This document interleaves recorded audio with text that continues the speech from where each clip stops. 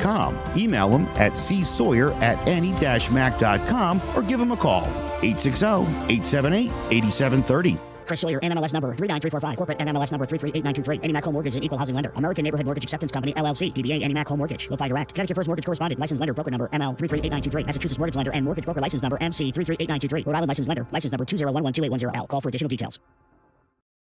Welcome to Sports Talk with R&J. I am Steve Risser, along here with Justin D'Onofrio, and the first college football rankings came out last night.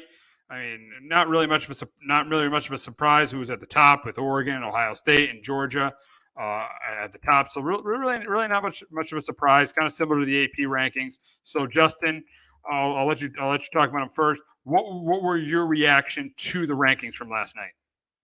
For me, it's kind of similar. Much of the AP poll felt like, if you look at like the top 17, in the AP poll and the playoff ranking ones, the only real difference was Ohio State and Georgia were flipped, and then and then I think it was LSU and A&M were flipped. Like it was kind of like the AP poll.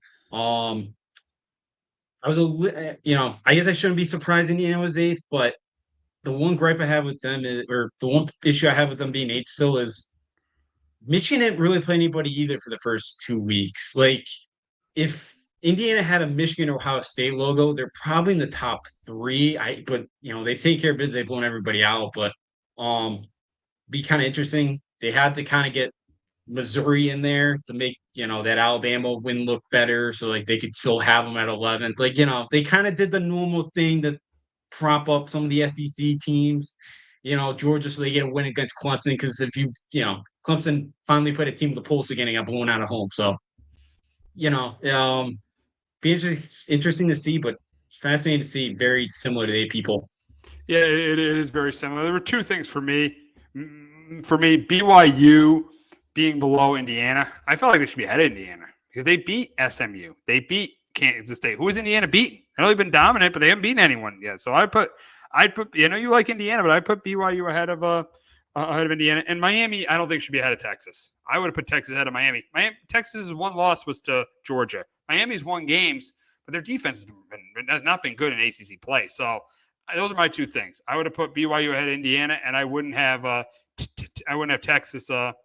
I would have Texas out of Miami. And Georgia over Ohio State.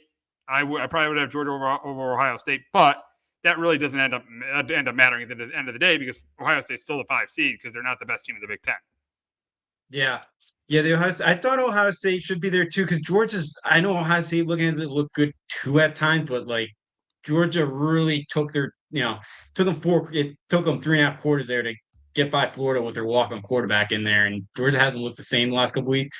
Yeah, the Miami one I could see because Texas has looked pretty good throughout.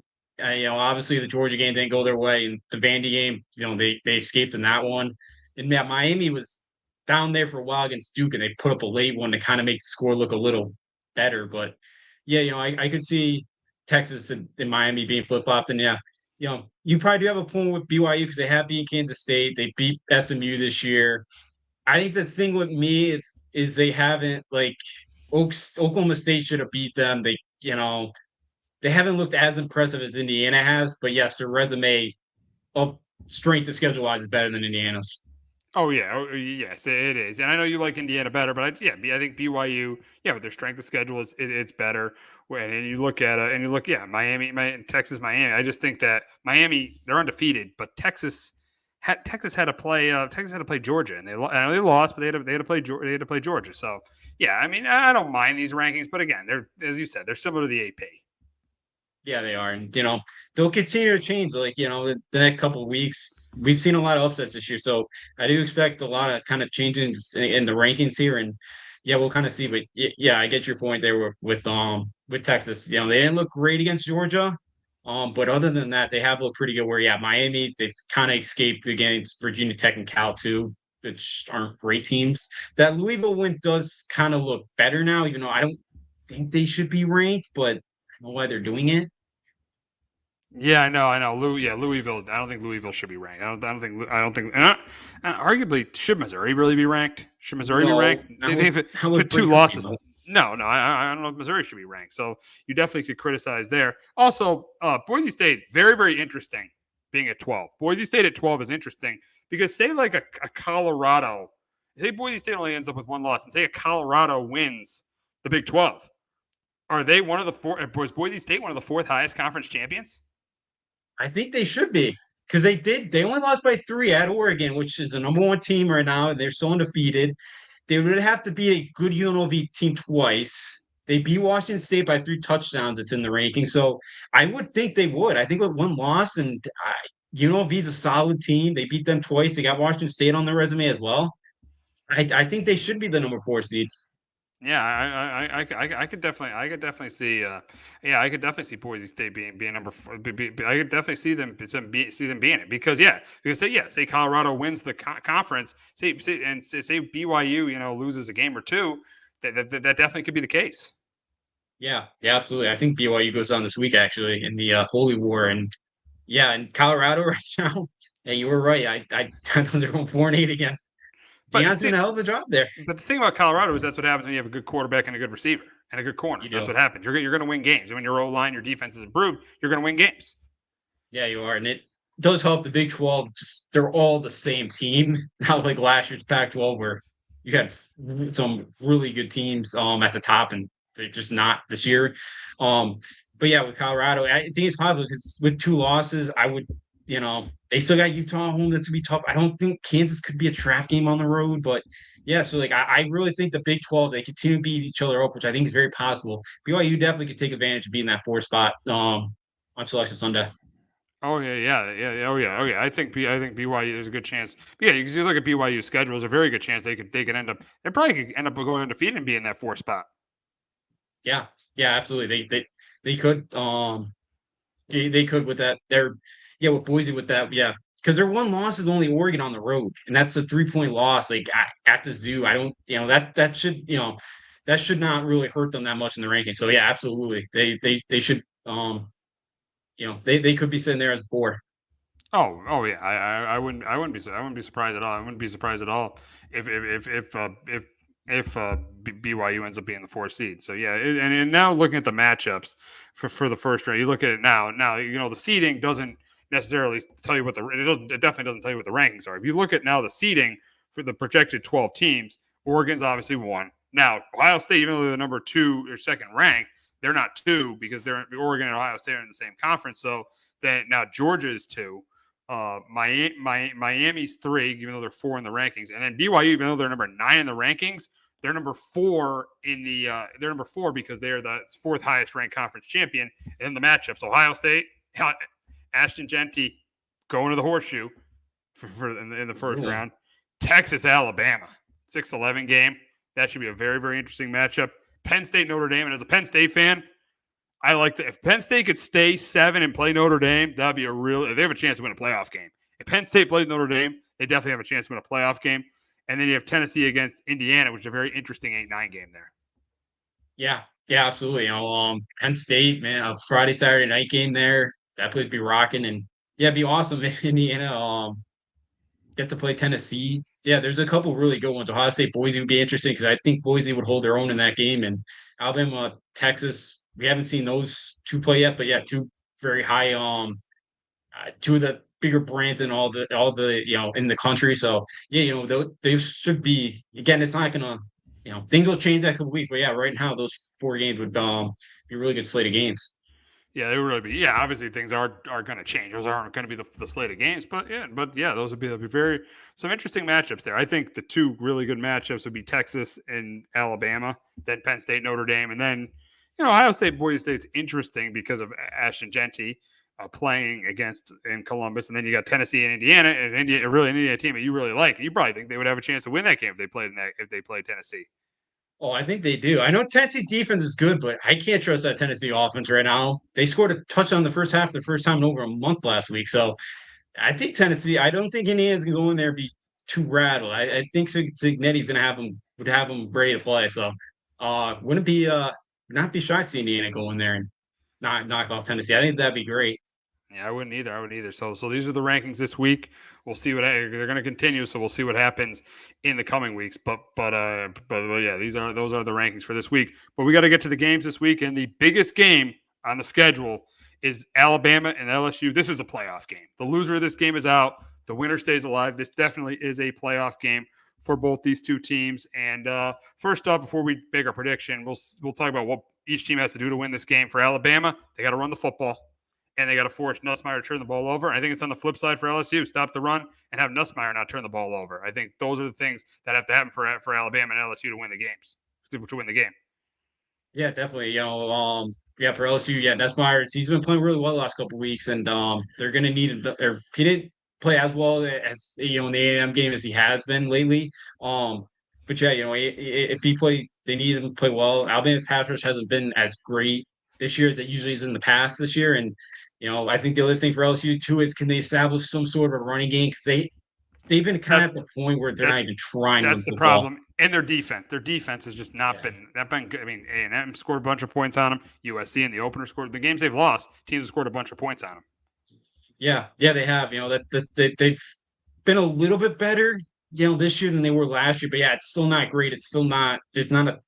They've been really struggling to kind of figure out that defense, and it's the same thing for Alabama. Like, I think we're going to see a shootout where LSU, Garrett Nussmeier, I think, is going to have a big day through the air, and yeah, because LSU defense is really show against running quarterbacks, and I think that for Bama, Milroe, I think with his legs, could have a huge day in that. Because they really tried to slow down Marcel Reed a couple weeks ago. Yeah, I think that's what I think, and that's why for the game, I think Milroe has a big game. I think that I think that they run the ball well. I think they score in the 30s. I think Alabama gets in the 30s here. I do think LSU scores some points though. Nussmeier, I think, plays well, but I don't think it's going to be enough for him. I don't think it's going to be enough for LSU. I think this is a close, competitive game between the two teams, but I'm going to go Alabama here. I'm going to go Alabama 31-27 over LSU. But Justin, can the Tigers end Alabama's season? I do. I got the Tigers 34-27. Wow. Kellen DeBoer, coming off a bye, usually big spots, he's really, really good. I just don't want to pick LSU. I don't want to pick against LSU at home on a Saturday night in Death Valley. They rarely lose those type of games, and I do think LSU, or with the Alabama secondary, they've really showed man-to-man all year, and I think Nussmeier could pick them apart, and I think LSU gets the win here on a Saturday night. Yeah, I think it's going to be. I think it's going to be really. I mean, it should be a really, really good game between these two teams. I mean, obviously the winner stays alive, loser is done. It's amazing how you can say Alabama could be done this early.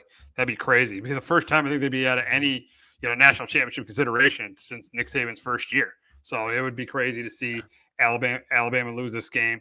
And it's the big question: who needs this win more, Kalen DeBoer or Brian Kelly? I'm still going to say Brian Kelly, because Brian Kelly's had 2 really good years in his first 2 years at LSU.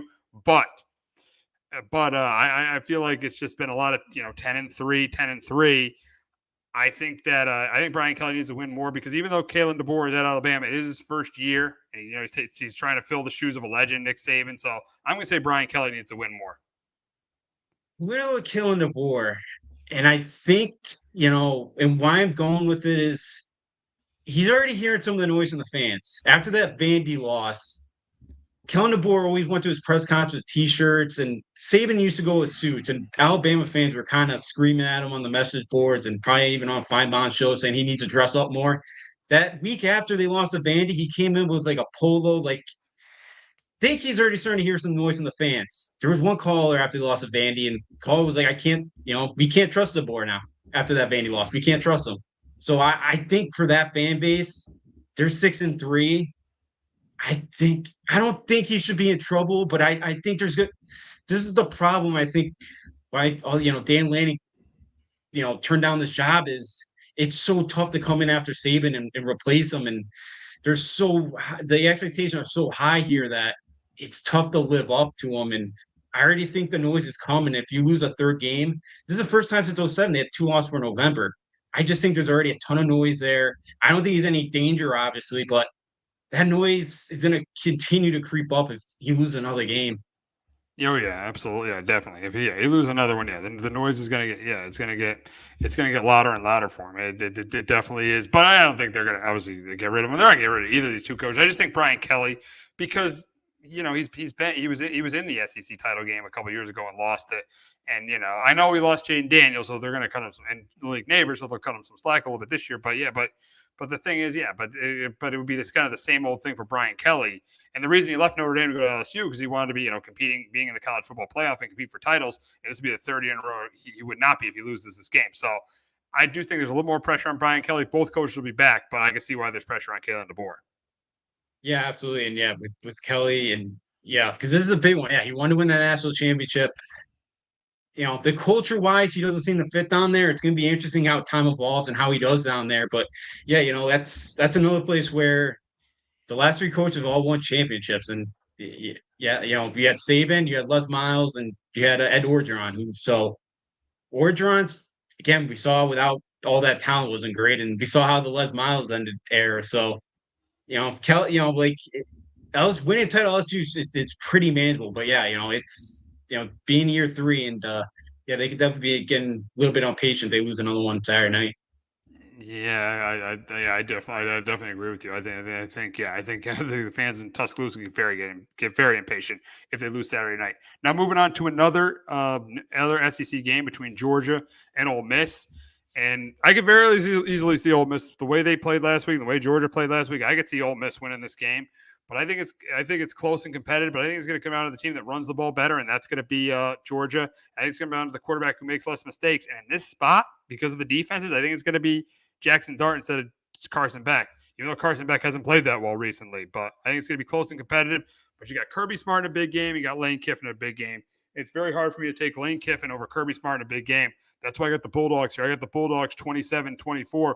But, Justin, can Ole Miss pretty much end Georgia's hopes to play in the conference championship game?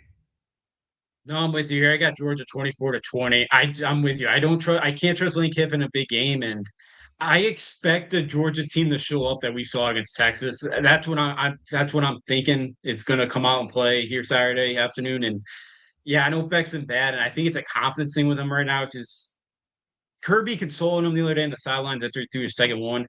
Kirby's more of a, he's going to get into you. He's going to scream at you, but he put his arm around him and kind of just, didn't really seem to scream at him. I don't know what he said to him, but it kind of tried to boost his confidence more.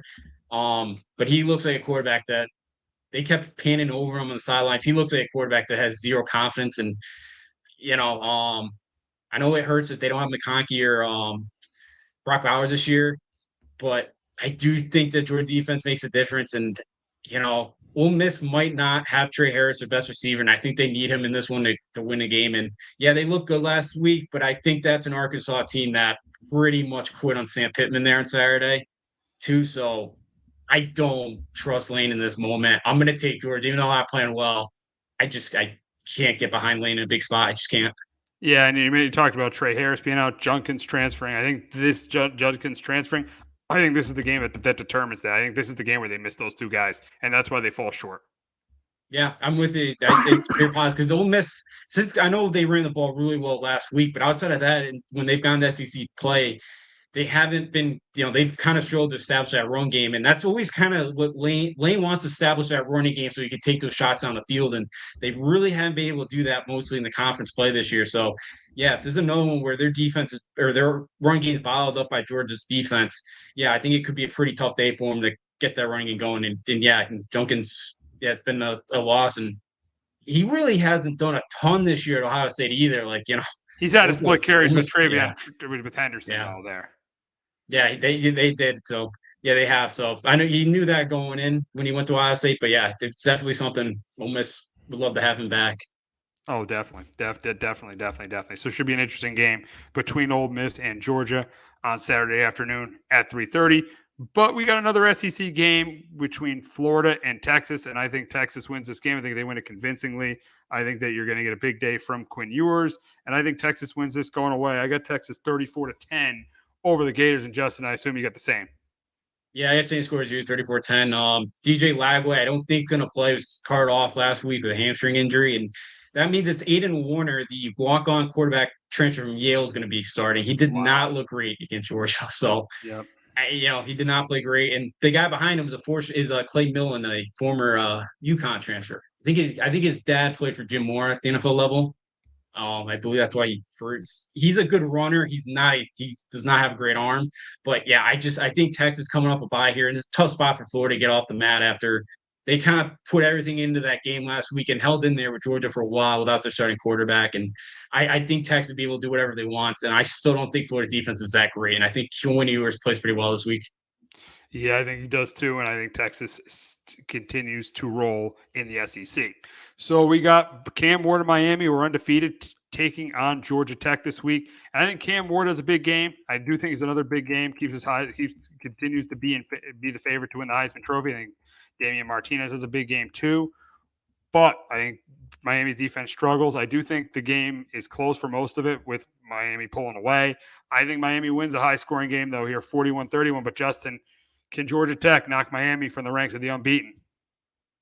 If Hankins plays, I think it's very possible. I think they're hopeful to play, but I'm not quite sure yet. They're coming off a bye as well here, and Zach Prine, their quarterback that's kind of filled in, has not played well. If not, I think Miami probably wins this thing by a couple scores because Cam Ward's played really, really well. They struggled against a bad Duke team there for a while, who really struggled to score the football this year. But without Haynes King, I see Georgia Tech having a hard time in this one. But if he does play, I would not be shocked if Miami does get upset here, because Haynes King is a huge part of the offense with his weapons as a runner and a passer. Yeah, it should be an interesting game on Saturday in Atlanta. We'll move on to a Big Ten matchup in Bloomington between Michigan and Indiana. Michigan has really struggled this year at 5-4. Indiana is undefeated. It's weird. You would think when these two teams play that Michigan would be undefeated, Indiana would be 5-4, but it's flipped this year because of the job Kirk Cignetti has done. He's done a really, really good job with Indiana. Michigan, they don't have a quarterback right now. They have really struggled this year. I mean, they definitely have no chance to do anything this year. But Indiana, undefeated, got Ohio State in 2 weeks. But I think in this game, I think they roll in this game. I think they get the running game going with Ellison. I think Rourke has a good game. I think their defense forces a couple turnovers from Warren. And I got Michigan winning this. I got Indiana winning this. I got Indiana winning this 30-13 over the Hoosiers. But Justin, can Michigan end IU's undefeated season and hurt their chances to make the college football playoff? No, I don't think they will. I got the Hoosiers as well, 31-12. This is probably talent-wise the best team Indiana has faced up to this point, but this year Indiana went down last week 10-0, and they put up 47 straight points. And at the end of the game, you could Cignetti, there's like a photo of him. His arms are crossed. He did not look happy, even though they're up 37 points. He's kind of got some Hurley in him where he's never satisfied. Yep. He'll run it up on you too. But that's a good thing. That's a good thing for a head coach. It is, especially at a program like Indiana that doesn't really has not had any success like they've had in football. And I think this week Will Johnson's not going to play for Michigan. Their secondary going into the year outside of Will Johnson was kind of question mark, and without him now, I think Curtis Rourke is going to play really well, and I think the running game's going to get going. And I don't think Michigan's offense is going to do a ton against Indiana. They've been really good up front, and I think that's going to continue against a Michigan team that can't throw the football. Yeah, I think so. I think we got Indiana winning this one by 2 or 3 scores. Who would have thought we'd say that at the beginning of the year? Indiana by 2 or 3 scores. Now we got Iowa State heading to Lawrence, Kansas to face the Jayhawks. And I think, again, this is a close competitive game, but I think Iowa State's defense helps them bounce back this week against Kansas State. That's why I got the Cyclones winning this one 24-10. But, Justin, can the Jayhawks ruin Iowa State's chance to win the Big Ten? Big 12, I mean. Yeah, if Iowa State won last week, I'd take Kansas here, but I do think Iowa State bounces back this week. And this game is actually they're playing this game at Arrowhead because Kansas stadium's getting renovated. So I think next year they're playing at Arrowhead, I think, for a couple of their games. So the other soccer stadium, I think, Kansas City. But Kansas has lost so many close games this year. They should have beat Kansas State. It's a heartbreaker there. Iowa State was kind of looking to get beat the last couple of weeks. They haven't played great.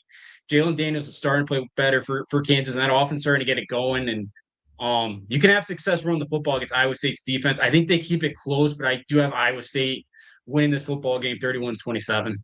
Yeah, I think it's going to be close and competitive. I think Iowa State keeps their Big 12 championship hopes alive. We will move on to a matchup in the ACC between Clemson and Virginia Tech. Clemson lost a brutal game last week to Louisville. But I do think they bounce back here. I think they're able to run the ball with Mafi. I think Kublik plays well. And I think they win. This is a close one. It's close. It comes down to the wire. But I got Clemson here 27-20. But Justin, can the Hokies ruin Clemson's shot to win the ACC?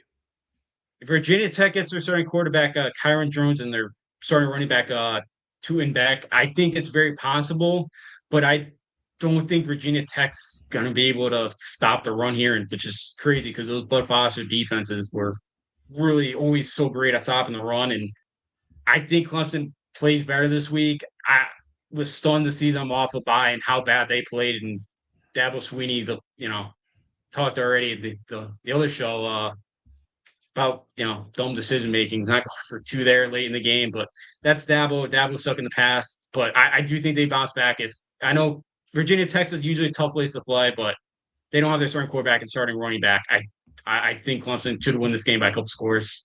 All right, we got Dion's team number 20 in the college football rankings, and they have a good chance. They got a chance to win the Big 12, but they got a tough road test at Texas Tech this week. Texas Tech pulled an upset last week. They beat Iowa State last week. They pulled an upset, so this should be a very interesting game. I think this game is going to be high scoring. I think it's going to be high scoring. I think Texas Tech's going to score, but I think Shedeur Sanders and Travis Hunter are going to have big games. I think it's going to come down to the end, but I'm going with the Buffalo here. I'm going with Colorado to stay in this Big 12 race, but Justin, can Texas Tech pull off an upset and really, really hurt Colorado's college football playoff hopes and hopes to be in the Big 12? I got the Buffalo here as well. I can go with Colorado. 38-34.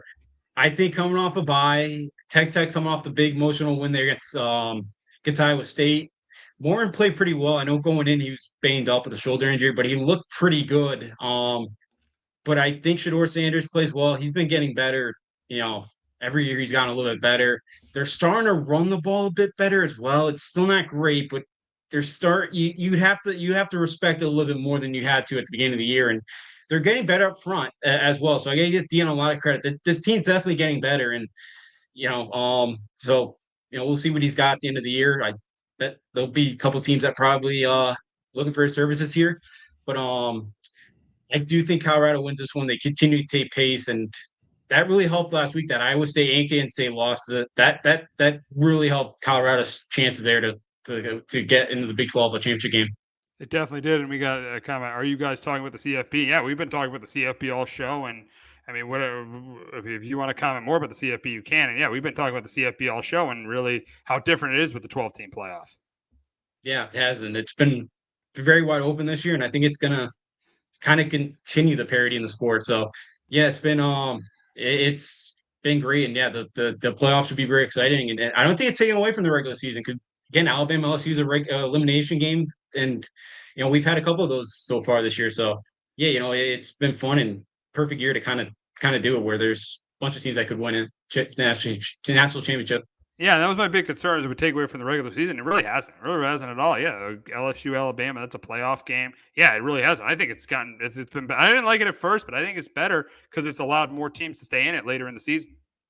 Yeah, absolutely. And again, I think if there's an 18th playoff or 4-team, Indiana probably doesn't have much of a chance unless they got to win the Big Ten. Now it's like a cool story. Like Indiana can still play their way in here, even if they do lose Ohio State in a couple weeks. So yeah, it's cool, and it's gonna help, I think, spread out some of the talent too. Instead of the last decade, it's 4 or 5 teams competing, and all the top guys go there. But now with the portal, the NIL, maybe spread some things out a bit, which is I think the sport does need. Oh, definitely does. It definitely does. Now, getting back to the games this week, we got the whiteout at Happy Valley as Washington takes on. A lot of Penn State fans wish the whiteout was last Saturday, and had a Saturday night game against Ohio State, but they got the whiteout this week with Washington and Penn State. And I think Penn State bounces back this week. Get the run game going with Allen, Singleton, and Galler has a bounce back week. I think their defense forces a couple turnovers from Will Rogers. I got Penn State here. I got Penn State here by 2 or 3 scores at home. They're not losing the whiteout game to a team that's totally different from what it was a year ago. Washington's an average team. They're not losing the whiteout game to Washington. I got Penn State here, 31-13 over Washington. But Justin, can the Huskies ruin Penn State's chance to make the college football playoff? No, I think the Indians will bounce back this weekend. I got them in this one, 27-10. I think to go on the road, you got to do the little things well. Washington hasn't done that in the special teams, especially their kickers missed a lot. field goals this year. They've not been able to rely on him, and I do think Drew Aller bounces back, plays better, and again, the whiteout game. I watching probably should. They didn't look great against USC. Lincoln Riley does what he does best last week. Yet again, blew another game. But yeah, I think Aller bounce back. I think that offense plays better, and I think Washington defense keeps them in it. Steve Belichick's done a really good job of that defense this year. They've been really good against the pass. I think offensively Washington might struggle to get a lot going in this game. Yeah, I can see. Yeah, I can see Washington doing what they do. I definitely can see Washington doing what they do and blowing games. I would not be. No, I could. USC. Yeah, USC's really struggled with Lincoln Riley. Yeah, but I think Washington's going to struggle. I think Washington's going to struggle this week against Penn State. Yeah, I know Steve Belichick is there, but I think Washington is going to struggle with Penn State. Yeah. I think that definitely could happen this one. And usually James Franklin, arguing with the fans last week, like I think he really, if he can put up a late one that really makes the score look good, he'll do it. So yeah, I think James Franklin will keep the foot on the gas this week, and try to blow out Washington. That's usually what he does, and he's usually he'll cover the spreads. I definitely can see that happening. I definitely see that happening. So we got another Big Ten matchup in Eugene as Maryland takes on Oregon. I think this is a blowout. I think Maryland wins this one, and they win it big. I got Maryland here 41-13, and Justin, I assume you got the same. Yeah, I got the Ducks here as well, 45-17. Ted Johnson's not going to play. I think they're hoping Big Ten championship game in the playoffs will be back, but Dylan Gabriel and this team, they continue to get better every week. I know it's helped that they've gotten healthy, especially up front, but this team's kind of on a mission right now. They were really vanilla last week against Michigan. They didn't show much at all. And again, going back to a year ago, they did whatever they wanted to against Michigan last week. I think the same's here. And because the one thing about Mike Locksley's teams at Maryland, they always get off to a nice start, but they never get better. They seem to get worse. And I think that continues, this week. And I do think Oregon blows them out there up in Eugene. Yeah, I could see Oregon completely blowing Maryland out in Eugene. I could definitely see that happening. Now, staying on the West Coast, and we got. I know Utah has struggled this year. We got a rivalry game. We got BYU. We've talked about earlier in the show with the college football playoff, undefeated facing Utah. And again, I think this is going to be a close competitive game, but I don't think Utah is going to have enough offense. I think BYU wins another one. I think they stay undefeated. I think they stay on top of the Big 12. I think that I think BYU wins. But Justin, can Utah beat their arch rivals and hand them their first loss? I think they do. I think this is Utah's kind of big Super Bowl performance this week. I got them winning this one 2016. They're coming off a bye. They're losing 4 straight. It's just that kind of their last effort kind of the year. Like, they're going to put all everything they got into to try to end BYU's undefeated season. Both those fan bases can't stand each other. And Isaac Wilson might play. It could be Brandon Rose, the backup, who played a little bit last year as well. But I think it's a defensive game. I think Utah at home Saturday night. I just think Utah puts everything they got into this one more, in this one game, and I think they do enough here and ruin the undefeated season. Yeah, I could. I know I could see him doing it. I just don't think they do. I don't think they have enough offense to do it. I mean, I could see it happening, but I just don't think they have enough offense to ruin their season. I think that BYU is going to remain undefeated. So it should be an interesting week 11 of college football. It should be an interesting week 11. A good SEC slate. You got highlighted by 2 big SEC games with Alabama, LSU, and then Georgia and Ole Miss. So it should be an interesting week of college football. But to wrap it up, the UConn Huskies open. They try to be the first team to three-peat since UCLA in the 70s. They try to start their quest to three-peat begins tonight against Sacred Heart. But there's a couple questions heading into this UConn season. I think the first one is they were pretty much almost the unanimous pick to win the Big East. They were almost the unanimous pick. And I know they lost 4 to 5 starters. The only starter coming back is Alex Caravan. But the big question, but Diarra and Johnson were on the team last year. They're just filling, and that's what happened. That's what happened last year too. They had a couple guys who didn't start. I think Klinger didn't start, and he filled in nice. And I think one other guy didn't start either, and filled in too. And they were one of the best teams in the country. So I think right now the big question is, should they be the favorite to win the Big East? I think they definitely should be the favorite to win the Big East. They got the best culture in college basketball right now. I don't see any way why they don't finish number one. Who knows about the tournament? Anything could happen there, but I don't think there's really a way they don't finish as the best team in the Big East, in my opinion. No, I'm with you because I think there's some question marks this year with Creighton going in with the guys they lost. I know they're talking that they have depth this year. I'll kind of wait and see it. Marquette, Cam Jones looked unbelievable. But who else is going to step up this year besides Cam Jones? So yeah, I'm with you. I think UConn should be the favorite to win this conference again. Yeah, I know they lost a lot, but Aiden Mahaney, I'm hoping by the time conference play starts, maybe late January, early February, he kind of finds his way like Tristan Newton did his first year here. And he, that was a huge part why they won it year 1 or 2 years ago. So, McNeely's was banged up, but he's gonna be healthy. Like again, he fits. We all wanted Cooper Flag, but I think McNeely is a better fit for what he can do as a shooter. I mean, let's be honest. Cooper Flag's talent. This team's probably is easily the favorite to win another national title. But yeah, McNeely might be a better fit in the system. You're saying? Yeah, absolutely. So because McNeely, he's got a little bit of the caravan and Cam Spencer, the caravan of the smarts, and just he's one step ahead. It feels like every time he's got the ball in his hand. And the Cam Spencer, where he's a very good shooter, but also with the emotion that he brings as well. So he's gonna be really fun to watch. So yeah, I think he's gonna be. I think he fits Dan Hurley perfectly, and I think he's gonna fit the team perfectly, and he's probably gonna be one and done. So there's still a lot of talent, but yeah, I think they should still win the Big East this year. Yeah, I think so. Even losing 4 to 5 stars, just the culture Dan Hurley has. I mean, he's created the best culture in college basketball. He's created the best culture. It's amazing, the culture he's created. I mean, they won every tournament game the last 2 years by double digits. That's just phenomenal. It is, and it is, and yeah, because usually you always get one or two kind of heart attacks late in the game, But yeah, it's been very relaxing watching this team in the NCAA tournament the last couple of years. And again, that 30-0 run that they had against Illinois last year, like that's amazing. You're never going to see something like that in a Elite Eight game. And Brad Underwood was the funny, like, yeah, well, we're just going to keep taking it out. We weren't, talking. He wasn't afraid. And hey, TXI said, no, we played teams like UConn before. And I think he changed his mind after that. So yeah, it was unbelievable. The run that they've been on. So yeah, he's just in this day and age with this the NIL, the portal, and all that, to see what this staff has built. And that Texas A&M loss, that he's one of a kind because that thing broke him. And that loss broke him against the Aggies in the first round a couple years ago. Oh yeah, absolutely, just phenomenal. Yeah, they lost to New Mexico State there. That's who they lost in the first round, and ever since then, they've just been a great that motivating them to be one of the top programs in the country. Now, UConn had the big question. UConn has won the national title the last 2 years. Should they be the favorite to three-peat? You're looking at the teams. Duke is right now. They have Duke as the favorite with Cooper Flag. Then you got Kansas, Alabama bringing a lot of guys back, and Gonzaga looked really impressive on Monday night. The question is should they be the favorite? Should UConn be the favorite to three-peat? And I'm going to say yes. I'm sorry. Cooper Flag's a freshman here. I know Duke's got a great recruiting class, but I'm sorry. Is John Shire comparable to Dan Hurley? He's good. He ain't Dan Hurley. Is Nate Oates comparable to Dan Hurley? No.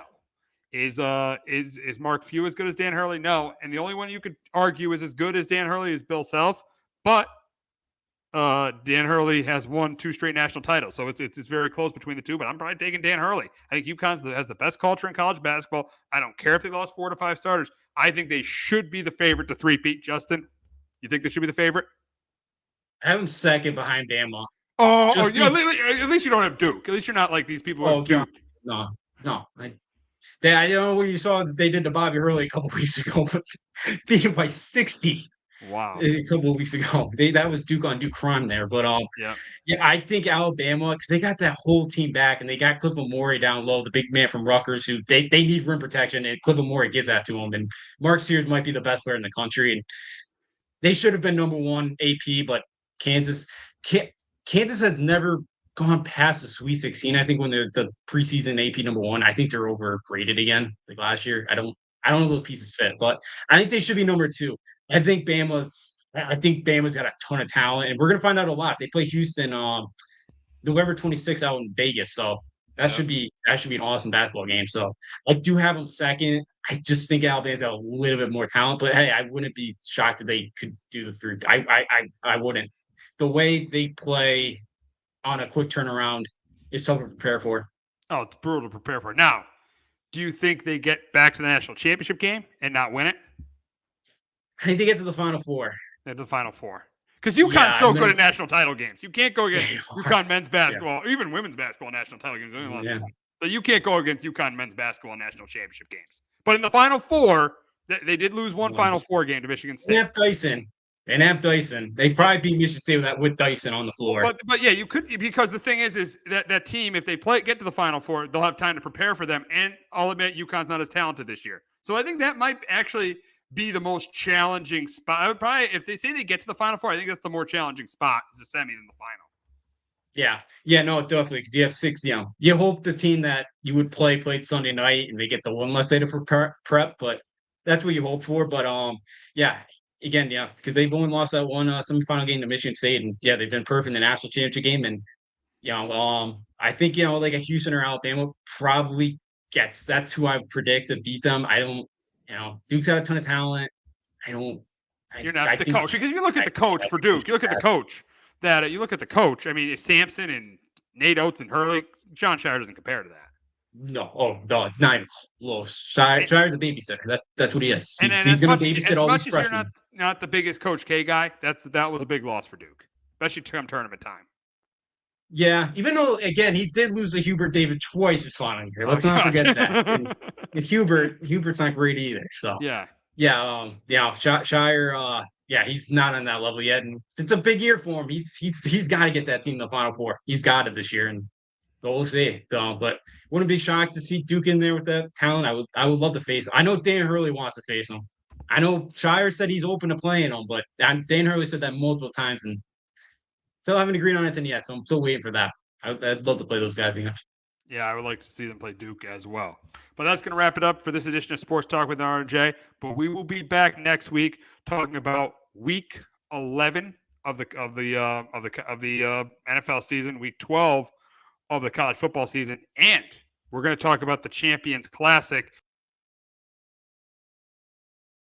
And we're going to talk about the Champions Classic in college basketball. So very interesting week of sports, with those things going on. So it's a really interesting week of sports, and I hope everybody has an outstanding weekend.